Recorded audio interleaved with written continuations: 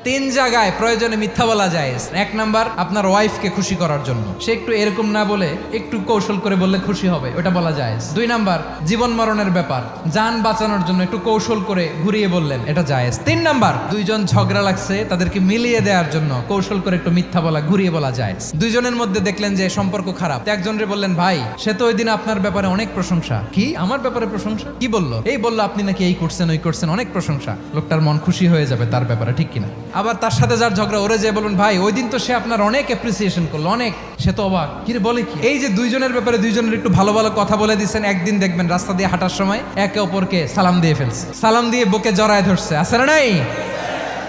আবার মিলমিশ হয়ে গেছে। কিন্তু আমাদের স্বভাব হইলো, দুই প্রতিবেশী যদি একসাথে বসে একসাথে হাঁটে, দূর থেকে দেখলে আমাদের জলে, আছে না নাই? ঘটনা কি? এই দুইটার মধ্যে এত মিল কে? এই দুইটার মধ্যে গিরিঙ্গি লাগানো যায় কিভাবে? আল্লাহর কাছে তওবা করেন, এই মানসিকতার যেন আমরা না হয়, আমরা মিলিয়ে দিব।